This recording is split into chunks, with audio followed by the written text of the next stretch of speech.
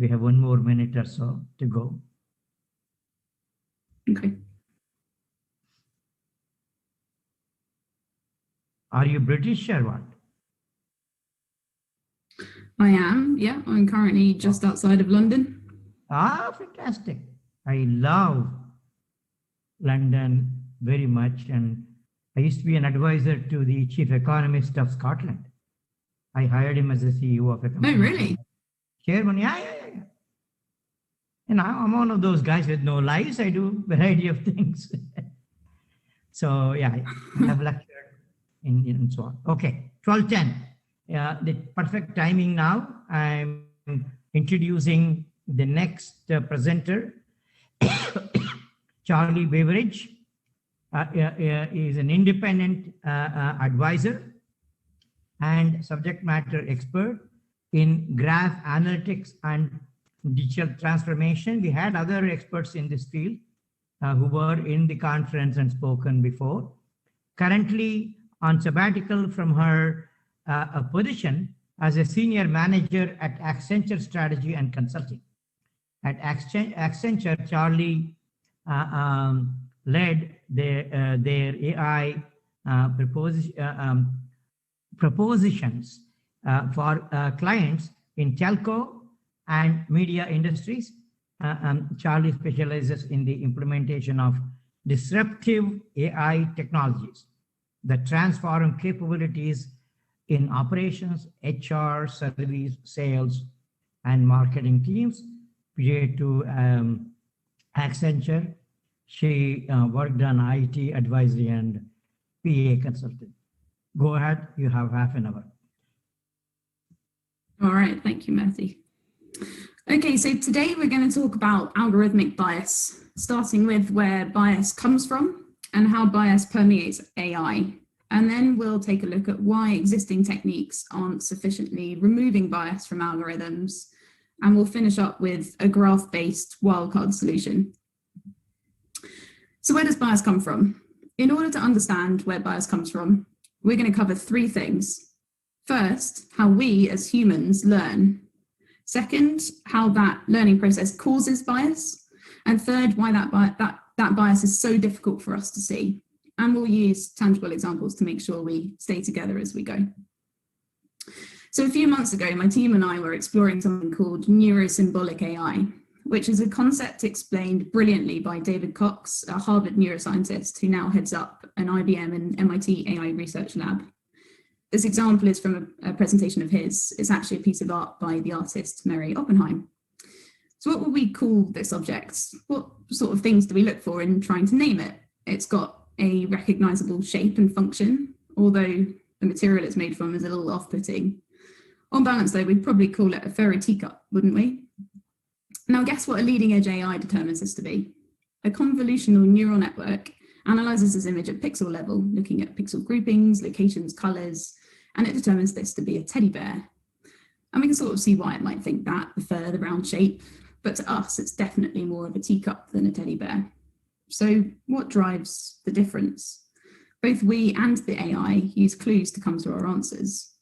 The AI uses visual clues, all relating to the pixels in the image. And so do we, but we have an advantage in that we use additional types of clues like function and context. And something tells us that the function is more important than the material of the object because we're a little put off, but not thrown off by the fact that it's furry. We wouldn't drink out of this cup, but we'd be even less likely to try and cuddle up to it like a teddy bear. And here are some other examples David Cox gives where, although the AI recognizes the objects, it's missing the functions, or in other words, the context of what's really going on in these photos.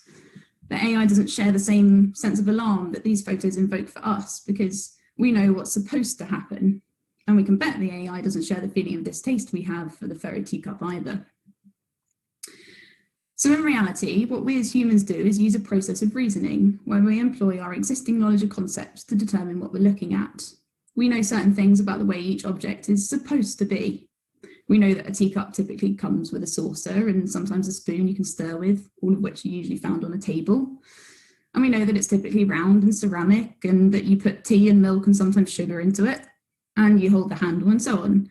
And none of these things were what the AI was processing in its convolutional neural network. that just looks at pixel patterns. So in other words, we're using a set of categories that help define a teacup for us: shape, material, complementary objects, function, inputs. And with reasoning, we're mentally connecting them in relationships, which gives us overall context. And we've evolved to do this because the advantage is that, unlike an AI, we don't want to have to see hundreds, thousands, or millions of teacups in order to recognize the next teacup. Typically, we only need to see a handful of teacups before we've learned more important information about it than just pixel patterns. And it's these categories and the reasoning that pulls them all together into context that enables us to learn rapidly. And that wraps the first part, how we as humans learn. We use categories connected together by reasoning. So the second part, how our learning process causes bias. So here's the problem with categories. Categorization is harmful when it's people we're categorizing. It's harmful because it leads to actions that don't pay due respect to the individuality of the person. Or in other words, it drives bias. For example, sometimes we categorize things incorrectly. Amongst many others, Jennifer Eberhardt, a Stanford psychology professor, recognized this in her recent TED Talk on racial bias, citing the paradox that categorizations enable us to see, whilst at the same time blinding us to the reality of individuality. An example she gives is that her son was concerned that a black man on their plane, the only black man in fact, might rob the plane. And when she questioned her son on this, reminding him that his black father would never rob a plane, he says with a very sad face, he has literally no idea why he thought that. He was using incomplete data to make a generalization. In this case, some data are about some robbers being black men to predict that all robbers are black men, or in other words, he formed a stereotype, which meant he demonstrated bias. He used a small amount of data to make an assumption about a large amount of data, just like recognizing that teacup. This is human bias. It's subconscious and we all have it. And by definition, we're not aware of it. That's how it works in having us make biased decisions and think biased things. And sometimes we construct entirely artificial categories too. We place a human-made lens on the world that doesn't represent the way that it really is. For example, Emma Dabiri presents a really interesting perspective in her recent book, What White People Can Do Next. She argues that the concept of race is an entirely artificial construct. She describes how everything it means to be white, in inverted commas, or black, in inverted commas, was created for the sole purpose of preserving the power and wealth of the plantation elite. They created it to pull the wool over the eyes of the white working class that they depended upon, to give them a false sense of worth, while still being expected to work just like black people were for the benefit of the white elite. Racial difference, Emma writes, is entirely human-made, or in other words, black and white and everything it means to be either one or the other is artificial. They are artificial categories. Generally, this artificial categorization involves enforcing conformity to binary or distinct categories, where in reality, individuals are distributed along a spectrum of many possible characteristics. It's not the case that there are only two skin colors. There's a whole spectrum of skin colors, and alongside that, a whole spectrum of facial features and cultural affiliations.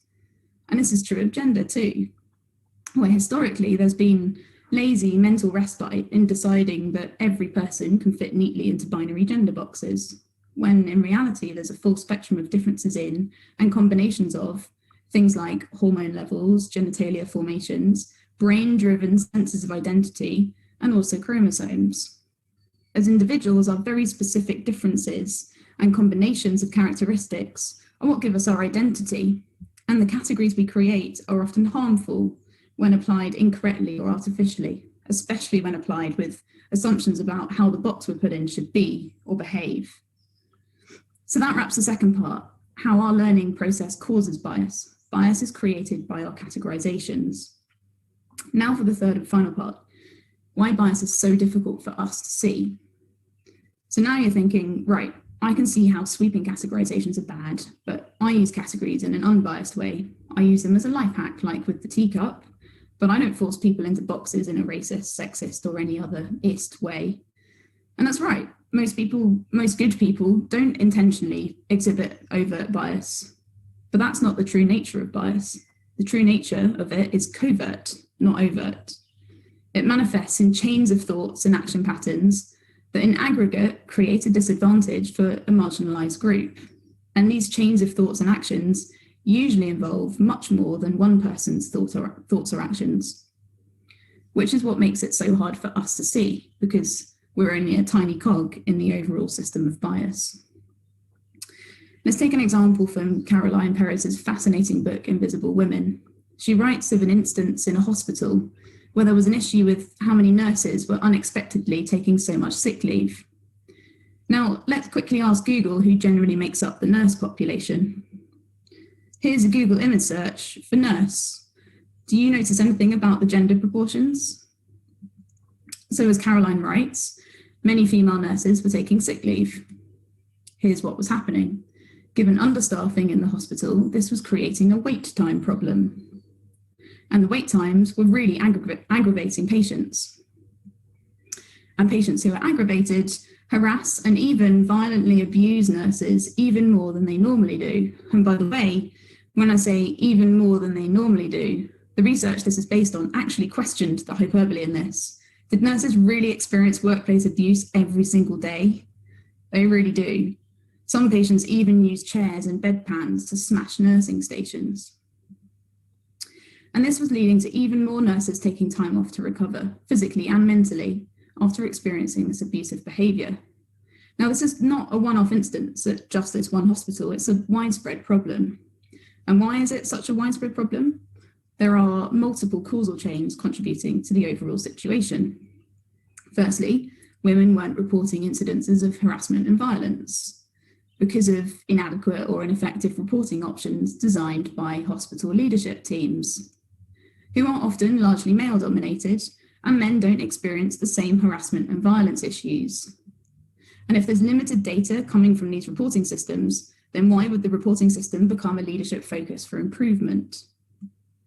Secondly, it's been raised that there should be protective shatterproof barriers around nursing stations to protect nurses from violence and harassment.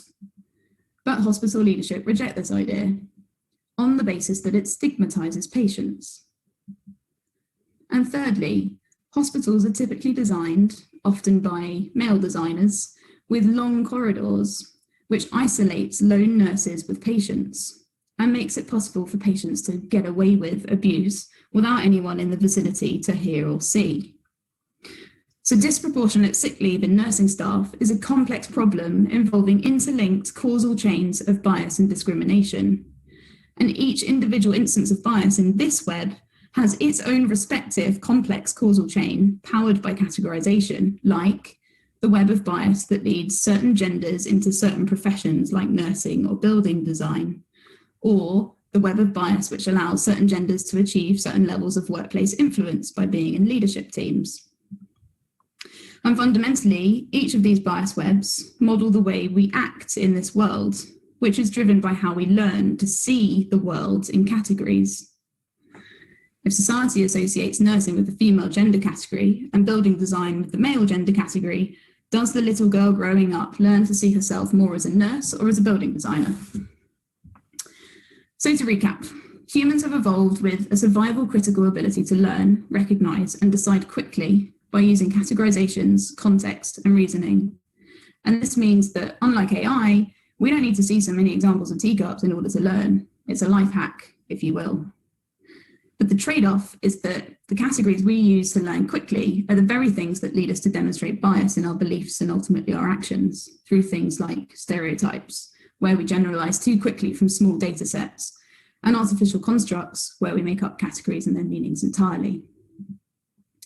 And when we all work together in complex structures and systems that interlink to such an extent, our biases are compounded into real-world problems that are really hard to see and even harder to unpick and solve. So we've taken a look at where human bias comes from. And you might be thinking, well, if the root cause of our human bias is our human categorization system, then it's great that AI doesn't use the same technique. Maybe pixel patterns are the way to go. But AI does still exhibit bias regularly. So why does bias still exist in AI, and why is it so hard for us to combat? There are 3 stages in which bias can permeate an algorithm: during training, execution, and output phases. And unfortunately, all three stages involve human bias, i.e. it's our own bias that's making its way into AI algorithms. Let's have a look at how this is the case. First up, the creation stage. Every AI reflects the training data it was given, and that data is typically reflective of the way the world works today. And as we're getting a sense of, the way the world works today involves a lot of discrimination and human bias that disadvantages certain individuals.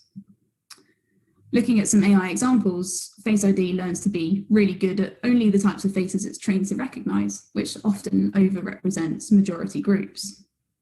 Online insurance quoting platforms learn to charge higher prices in high claim areas, which might be the areas in which already marginalized groups live. Recruitment algorithms learn the constitution of your historic workforce and replicate it in the decisions they make, even if historically your workforce has never been representative of the population. And algorithms that aid judges in their sentencing decisions learn the characteristics of historically high-risk offenders and evaluate a new defendant accordingly to assess the risk that they'll reoffend, regardless of whether the historically convicted were actually guilty or innocent. So our human biases are injected into algorithms via the biased real-world training data that algorithms learn from. It's the cliche garbage in, garbage out. So the execution stage. The algorithm itself can start to develop statistical biases as it runs. What happens is the AI learns, some variables, or in other words, features, can start to play a larger part than others in determining the output or decision, whether or not it was intended. This leads to two important problems: assumptive causation and bias amplification. Taking assumptive causation first, the AI might notice a correlation between a feature and an outcome. Look at the correlation here between margarine consumption in Maine and divorce rates there. They might well be correlated, but that doesn't mean that a decrease in margarine consumption is actually causing a decrease in divorce rates, does it? If only. Identifying a correlation and using it as causation is sometimes a very useful mathematical shortcut for AI, but often it can be dangerous. Let's consider an example that relates to protected characteristics. If an algorithm is assessing university application candidates, it might notice that which school you came from is more strongly correlated with application success than what grade you achieved. This is likely a result of some historical unconscious bias in admissions teams, where there was no rule against these schools, but the reviewers had a certain subconscious belief about them. The AI would weight the school feature higher than the grade feature in how it evaluates new candidates. It uses school more than it uses grade to determine its recommendation. It does this on the basis that it's finding the mathematically simplest way to represent what it's learned from its training dataset. And what it learned was that even people with really great grades were usually not offered a university place if they'd come from particular schools. The machine isn't intentionally biased, but it's learning from real-world data to exhibit pre-existing unconscious human bias in its calculation approach for future predictions. And this is most dangerous when the prioritized feature is actually a proxy for protected characteristics, like if those disadvantaged schools are actually in deprived and marginalized areas. So one problem is correlation becoming causation, which perpetuates bias, for example, against disadvantaged schools. The other problem we referenced is bias amplification. Amplification happens because AI uses subsets of data, because it can't use the entirety of the information richness of the real world. That's just too much data. Imagine a summary of a book, or a blurb, in other words, which by nature has to leave out a lot of the detail in order to play on the main points of the book. But it has to use slightly different words or sentences to get the points across succinctly, which may introduce slightly different interpretations or feelings than you'd get if you read the whole book. Training a model on just the main points of a blurb is going to exaggerate the importance of those points because of the lack of other details to balance out all of the emphasis. And it's going to change ever so slightly the meaning you take from it, given you're not able to absorb all the book's details and their respective meanings yourself. Ultimately, if any of those main points contain bias, that bias will be exaggerated and amplified by AI. So the way that the algorithm actually calculates as it executes can both unearth and expose pre-existing unconscious bias.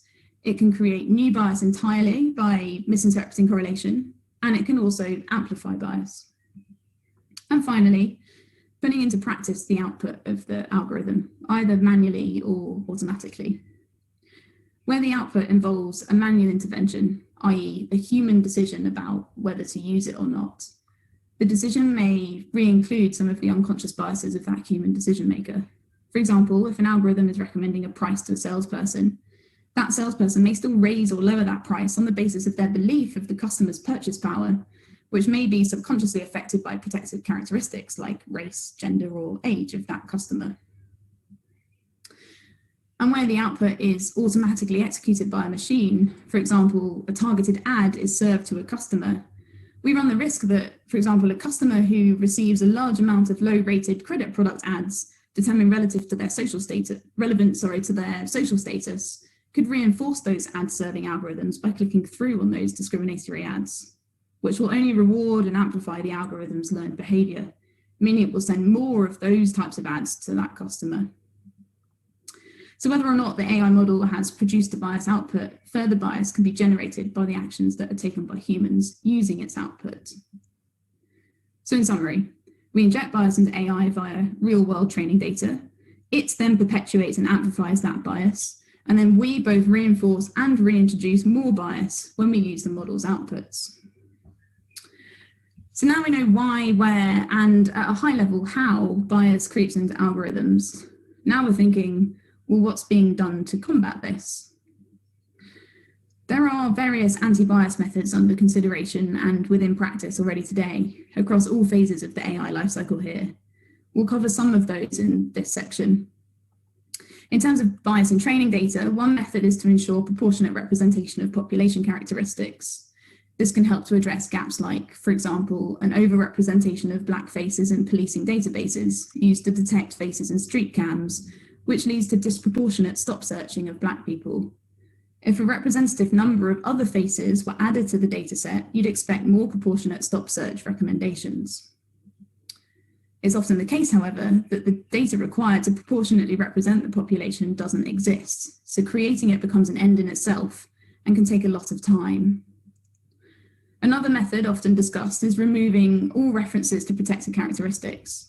The assumption is that without data on race, gender, sexuality, etc., an AI can't discriminate on the basis of those things. We've already seen, though, that in the university admissions example earlier, that discrimination can still take place by proxy, like school as a proxy for, say, class or race. A third method proposes to decouple protected characteristics, like gender, from data that should be objective, like the words kitchen or golf, whilst at the same time preserving any relationships with data that is not neutral, like ovaries or grandfather. Here's a glimpse at how it works. In this example, data points, i.e. words, are distributed according to their association to gender. Even words at the top of the chart or vector space, which are supposed to be gender neutral, are showing affiliation with either the male or female gender in this algorithm, which is shown by their being distributed to the left or right of the vertical axis. So this debiasing method effectively collapses all words to the vertical line, except for those that should maintain a gendered affiliation. This neutralization method can go some way to combating the problem of proxies, like removing the association between nurse and female. But as we've seen in the sick leave example, bias is expressed in convoluted causal chains and webs of activity. So in reality, we need a much more complex solution than this. And then once the algorithm is running, there are tools in place that help data scientists understand how the model is performing and analyze things like which features are becoming most important to the outcome of the model, or whether any feature of choice is over or underrepresented in the model, whether it gets the desired outcome more or less than other features, what its range of outcomes are, and so on, so that the data scientist can get a sense of whether specific features are too important or not important enough, or whether there are features that are becoming too associated with a positive or negative outcome, like the school feature becoming more important than the grade feature for application success. And this is all very mathematically and statistically satisfying, but what it doesn't do is help the data scientist understand whether any specific feature involves structural, societal, or unconscious bias, either by proxy or by convoluted causal chain. Would a data scientist really know not to rely on hours worked as a feature because some nurses are being forced to take time off? So data scientists are left to identify bias themselves, which if not difficult enough already, will involve stepping outside of their own unconscious biases and doing a lot more research before they can really see the bias. So the next option is hiring diversity onto your tech teams to ensure that those people designing and building the algorithms are offering their own unique perspectives to what might be bias or not bias. This is definitely a start, but it's not a particularly fail-safe way to ensure every possible bias is uncovered and rectified, nor is it fair to expect those who are marginalised to continuously fight the battle on behalf of others. And so the final method we'll cover here is a technique that helps to address amplification. It does this by applying constraints to the amount of variance allowed between the outputs of the model and the proportions of its training dataset. That's equivalent to saying that book summary or blurb would only be allowed to bring out the main points of the book in the way and to the extent that you'd have taken them yourself from reading the whole book, or as close as possible to that. This de-amplification technique involves more charts and complex terminologies, but essentially the dots are expected to stay closer to the trend line using this method, meaning the predictions made while the constraints are applied are as close as possible to the training set proportions. But as we know, de-amplifying bias isn't enough. The bias that was injected into the model will still persist, it will just be less amplified. So the AI will still be biased in a way that it shouldn't be. It will still reflect the bias in our world. So after all of that, we're still in a position where AI contains bias that lives in complex causal chains and moral context webs, which relate together data that becomes proxies for protected characteristics. And it also contains the bias that continues to live unconsciously in all of us, in our data scientists, our tech teams, our colleagues, and our customers. So we know that AI bias continues to be a really hard problem, but unconscious bias itself is not a problem intrinsic to AI. It's a problem that we as humans in a biased society need to work together to resolve. AI really is just a tool, and we all know we shouldn't just blame our tools. Algorithms are entirely human-made. Yes, they calculate in intricate ways that we can't truly comprehend, but ultimately, we tell them to calculate the way they do. We build them, feed them with data, and then choose when to use them. So it's up to us to tell them how to work with bias. And in order for us to be able to tell them that, we need to model bias in a way that makes sense to us so that we can explain to them exactly what we want them to do with it. So here's the crux of it all.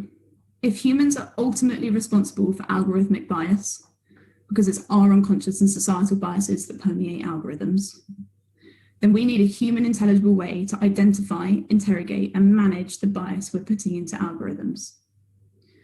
And how can humans learn and understand bias and see how it's manifesting? Well, we know from that fairy teacup example that we learn and understand things with categories, with context, and with reasoning.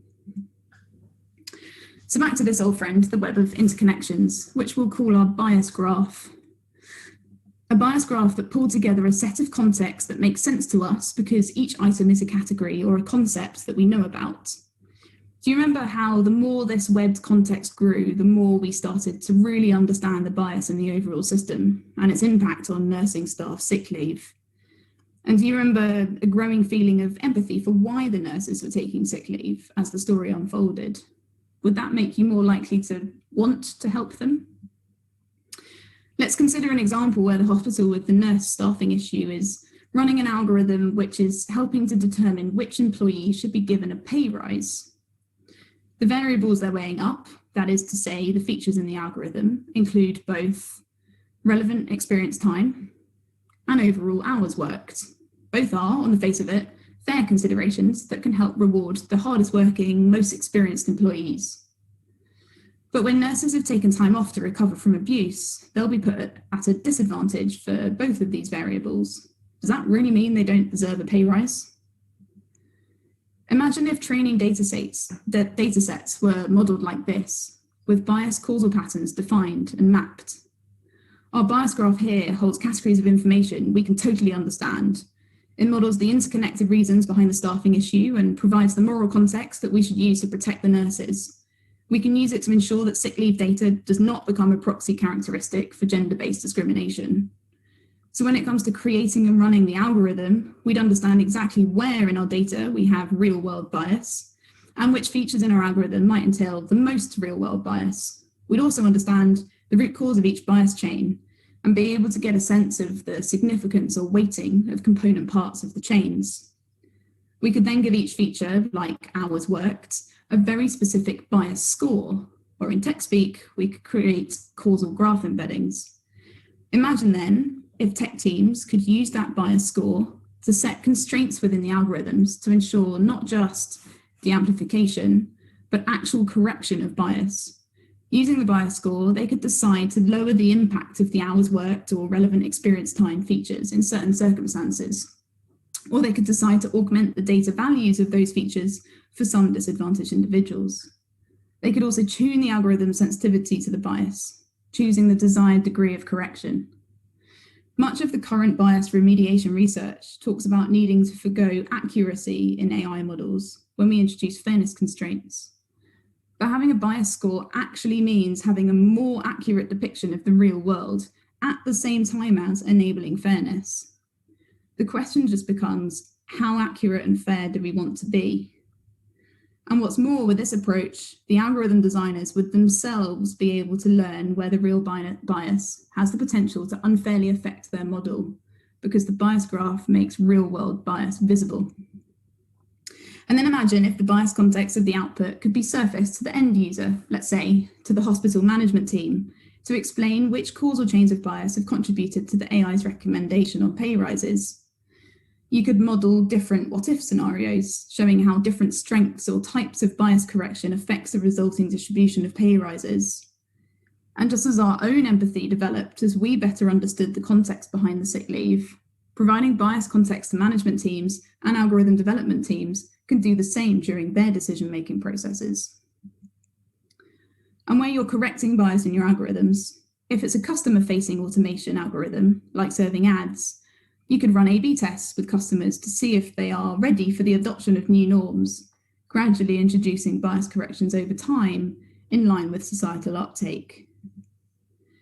Now, all this involves some very complex emerging research and cutting-edge tech, and it requires very deep technical knowledge as well as real ethics domain expertise. But I'm working on bringing together the right people to prove that it's feasible. We've focused on quite a specific nursing example today, but the same connected web or bias graph concept could be applied to any other bias. And the same bias context of today's nursing example, the male leadership, the inadequate reporting systems, the long corridor building design, would be bias context for other features of entirely different algorithms too. At its core, bias all over the world is remarkably congruent and all very neatly interwoven. That is to say, it's modelable specifically in a graph. Removal of bias is about conscious unbias.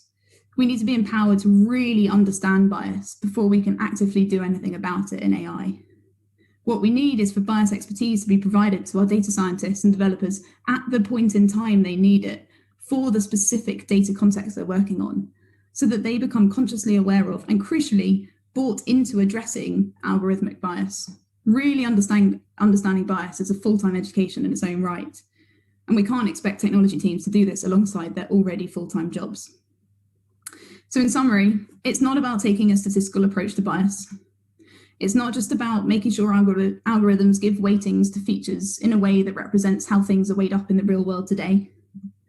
If algorithms are becoming a new foundational workforce for society, then we cannot allow them to embed and perpetuate historical injustices. We must use the opportunity to restructure the way things work by taking full control of how and when they exhibit bias from the offset. It's about becoming genuinely conscious of bias, understanding the complex web of where it's come from and how it perpetuates. It's about giving ourselves the control to choose to proactively combat it in our algorithms, to use AI to take affirmative action or to positively discriminate. And then it's about working out the best ways to proactively eliminate it in a world where customers and employees are still unconsciously biased in their decision-making, and in a world where it will be a gradual, curated journey to justice. Thank you so much for listening. I hope that's been useful, thought-provoking, or just interesting. And if you'd like to have a chat, this is my LinkedIn, especially if you're interested in working together in the space, building bias graphs, bringing together a network of bias experts or debiasing algorithms more generally. Love to hear from you.